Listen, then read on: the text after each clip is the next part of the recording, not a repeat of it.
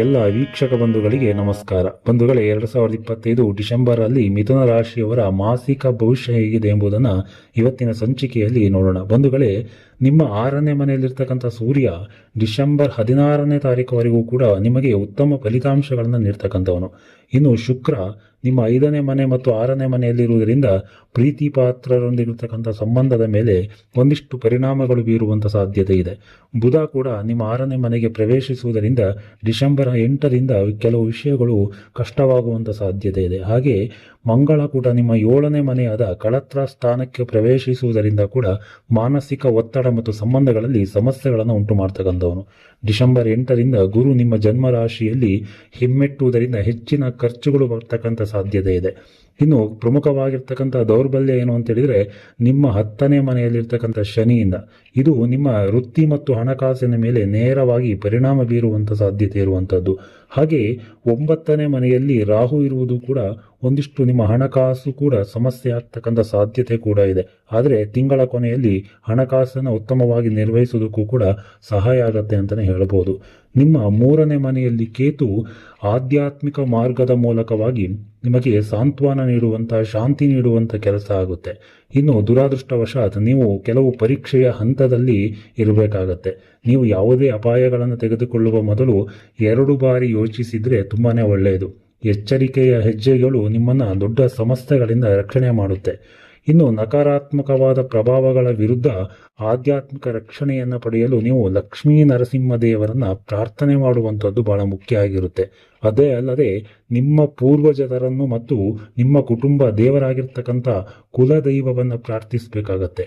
ಹೀಗೆ ಕೆಲವು ದೇವರುಗಳ ಬೆಂಬಲವನ್ನು ನೀವು ಪಡೆದರೆ ಬರ್ತಕ್ಕಂಥ ಸಮಸ್ಯೆಯನ್ನು ಪರಿಹಾರ ಆಗ್ಬೋದು. ಹಾಗೆ ಈ ಅವಧಿಯಲ್ಲಿ ನಿಮ್ಮ ತಂದೆಯವರ ಹಾಗೂ ಪೂರ್ವಜನರ ಆಶೀರ್ವಾದ ಕೂಡ ನಿಮ್ಮನ್ನು ಬಲವಾಗಿಡಲು ಸಹಾಯ ಮಾಡ್ತದೆ ಅಂತಲೇ ಹೇಳ್ಬೋದು. ಇನ್ನು ಬಹಳ ಮುಖ್ಯವಾಗಿ ಮಿಥುನ ರಾಶಿಯವರು ಪ್ರೀತಿಯ ವಿಚಾರವಾಗಿ ಈ ತಿಂಗಳು ಸ್ವಲ್ಪ ಗಮನ ಹರಿಸಲೇಬೇಕು. ಯಾಕೆಂತ ಹೇಳಿದ್ರೆ ಇದು ನಿಮ್ಮ ಸಂಬಂಧಕ್ಕೆ ಎಚ್ಚರಿಕೆಯ ಗಂಟೆ ಅಂತಲೇ ಹೇಳ್ಬೋದು. ನಿಮ್ಮ ಪ್ರೇಮ ಜೀವನದ ಮೇಲೆ ಪರಿಣಾಮ ಬೀರುವಂಥ ಅನೇಕ ಅನಿರೀಕ್ಷಿತ ವಿಷಯಗಳು ಸಂಭವಿಸುವಂಥ ಸಾಧ್ಯತೆ ಇದೆ. ನಿಮ್ಮ ಸಂಗಾತಿಯ ಬಗ್ಗೆ ನೀವು ತುಂಬ ಪಾಸಿಟಿವ್ ಆಗಿ ಭಾವಿಸ್ತೀರಿ.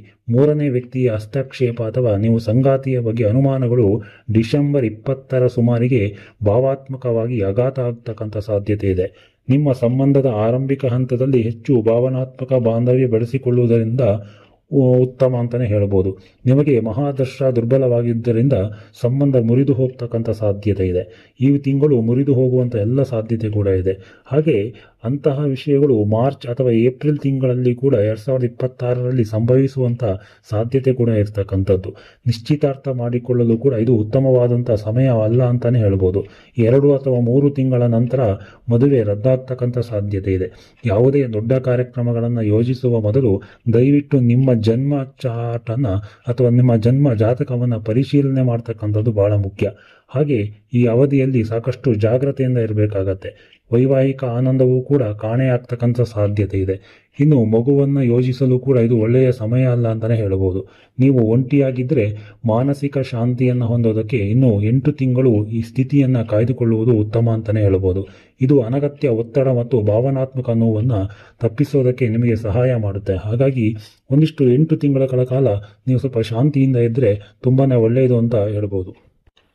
ಒಟ್ಟಾರೆಯಾಗಿ ಮಿಥುನ ರಾಶಿಯವರಿಗೆ ಈ ಡಿಸೆಂಬರ್ ತಿಂಗಳ ಅಂತಕ್ಕಂಥದ್ದು ಒಂದಿಷ್ಟು ಏರಿಳಿತಗಳಿಂದಲೇ ತುಂಬಿರುತ್ತೆ ಅಂತ ಹೇಳ್ಬೋದು. ತಿಂಗಳ ಆರಂಭದಲ್ಲಿ ಸೂರ್ಯ, ಮಂಗಳ ಮತ್ತು ಶುಕ್ರ ನಿಮ್ಮ 6ನೇ ಮನೆಯಲ್ಲೇ ಮತ್ತು ಬುಧ 5ನೇ ಮನೆಯಲ್ಲಿರ್ತಕ್ಕಂಥವನು. ತಿಂಗಳ ಆರಂಭದಲ್ಲಿ ಕರ್ಕಾಟಕ ರಾಶಿಯಲ್ಲಿ ಗುರುಗ್ರಹ ನಿಮ್ಮ 2ನೇ ಮನೆಯಲ್ಲಿ ಕುಳಿತಿರುವಾಗ ಇದು 4ರಂದು ನಿಮ್ಮ ರಾಶಿಯನ್ನು ಹಿಮ್ಮುಖವಾಗಿ ಪ್ರವೇಶಿಸ್ತಾ ಇದ್ದಾನೆ.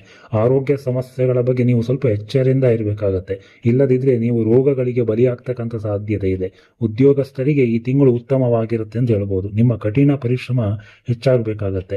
ಆದರೆ ನಿಮ್ಮ ಮೇಲಿನ ಕೆಲಸದ ಒತ್ತಡವೂ ಕೂಡ ಯಾವುದೇ ತಪ್ಪು ಮಾಡುವುದನ್ನು ತಡೆಯುತ್ತೆ. ಏಕೆಂತ ಹೇಳಿದ್ರೆ ನೀವು ಹೆಚ್ಚು ಎಚ್ಚರಿಕೆಯಿಂದ ಕೆಲಸ ಮಾಡ್ತೀರಿ ಮತ್ತು ಇದು ಕೆಲಸದ ಸ್ಥಳದಲ್ಲಿ ನಿಮಗೆ ಯಶಸ್ಸು ಖಂಡಿತವಾಗಿಯೂ ತಂದುಕೊಡುತ್ತೆ. ವ್ಯಾಪಾರಸ್ಥರಿಗೆ ಈ ತಿಂಗಳು ಒಳ್ಳೆಯದು. ಅರ್ಧಕ್ಕೆ ನಿಂತಂಥ ಯೋಜನೆಗಳು ಅಥವಾ ಕೈಗೆತ್ತಿಕೊಂಡಂಥ ಪೂರ್ಣಗೊಳ್ಳದೇ ಇದ್ದರೆ ಇದು ಕಾಮಗಾರಿಯು ಈಗ ಪೂರ್ಣಗೊಳ್ಳದಿರುವಂಥದ್ದು. ತಿಂಗಳ ಆರಂಭವು ಪ್ರೇಮ ಸಂಬಂಧಗಳಿಗೆ ಸರಾಸರಿಯಾಗಿರ್ತದೆ. ಅಷ್ಟಕ್ಕಷ್ಟೇ ಆದಂಥ ಫಲಿತಾಂಶವನ್ನು ಪಡಿತೀರಿ. ಆದರೆ ತಿಂಗಳ ಕೊನೆಯ ಭಾಗದಲ್ಲಿ ಸ್ವಲ್ಪ ಉತ್ತಮವಾಗಿರುತ್ತೆ ಅಂತ ಹೇಳ್ಬೋದು. ನಿಮ್ಮ ಮದುವೆ ನಿಶ್ಚಯ ಆಗ್ತಕ್ಕಂಥ ಸಾಧ್ಯತೆಗಳು ಇದೆ. ಆದರೆ ಈ ತಿಂಗಳು ವೈವಾಹಿಕ ಸಂಬಂಧಗಳಿಗೆ ಅಷ್ಟು ಉತ್ತಮವಾಗಿರೋದಿಲ್ಲ. ಆದರೆ ಅತಿಯಾದಂಥ ಆತ್ಮವಿಶ್ವಾಸವೂ ಕೂಡ ಪರಸ್ಪರ ಮೇಲೆ ಹೆಚ್ಚಿನ ಒತ್ತಡಗಳು ಉಂಟಾಗ್ತಕ್ಕಂಥ ಸಾಧ್ಯತೆ ಇದೆ. ಇನ್ನು ಸಮಸ್ಯೆಗಳು ಸಾಕಷ್ಟು ಉಂಟಾಗ್ತಕ್ಕಂಥ ಸಾಧ್ಯತೆ ಇರುವಂಥದ್ದು. ತಿಂಗಳ ಆರಂಭ ಹಣಕಾಸಿನ ವಿಷಯಗಳಲ್ಲಿ ದುರ್ಬಲವಾಗಿರುತ್ತೆ. ಅದರ ನಂತರದಲ್ಲಿ ಆರ್ಥಿಕ ಸ್ಥಿತಿ ಕೂಡ ಕ್ರಮೇಣವಾಗಿ ಸುಧಾರಣೆ ಆಗ್ತಕ್ಕಂಥದ್ದು. ವಿದ್ಯಾರ್ಥಿಗಳಿಗೆ ಈ ತಿಂಗಳು ಕಠಿಣ ಪರಿಶ್ರಮದ ನಂತರ ಯಶಸ್ಸಿನ ತಿಂಗಳು ಅಂತಲೇ ಹೇಳಬಹುದು. ಇನ್ನು ಕೌಟುಂಬಿಕ ಜೀವನ ಉತ್ತಮವಾಗಿರುವ ಸಾಧ್ಯತೆ ಇದೆ. ಈ ತಿಂಗಳು ನೀವು ವಿದೇಶ ಪ್ರವಾಸಕ್ಕೂ ಕೂಡ ಹೋಗ್ತಕ್ಕಂಥ ಅದೃಷ್ಟವನ್ನು ಹೊಂದಿದ್ದೀರಿ. ಇನ್ನು ನೀವು ಮಾಡಬೇಕಾದಂಥ ಪರಿಹಾರ ಏನು ಅಂತ ಹೇಳಿದ್ರೆ, ಪ್ರತಿದಿನ ಶ್ರೀ ವಿಷ್ಣು ಸಹಸ್ರನಾಮ ಸ್ತೋತ್ರವನ್ನು ಪಠನೆ ಮಾಡಬೇಕು. ಇದರಿಂದ ಬರ್ತಕ್ಕಂಥ ಎಲ್ಲ ಸಮಸ್ಯೆಗಳು ಕೂಡ ದೂರ ಆಗುವಂಥ ಸಾಧ್ಯತೆ ಇದೆ. ಒಟ್ಟಾರೆಯಾಗಿ ಮಿಥುನ ರಾಶಿಯವರು ಆ ದೇವರ ಸ್ಮರಣೆಯನ್ನ ಮಾಡಿಕೊಂಡು ದೇವರು ನಿಮಗೆ ಸಕಲ ಅಷ್ಟೈಶ್ವರ್ಯ ಮತ್ತು ಸುಖಶಾಂತಿ ನೆಮ್ಮದಿಯನ್ನು ನೀಡಲಿ ಅಂತ ಹೇಳ್ತಾ ಇವತ್ತಿನ ಸಂಚಿಕೆಯನ್ನು ಮುಗಿಸೋಣ. ಬಂಧುಗಳೇ, ಧನ್ಯವಾದ.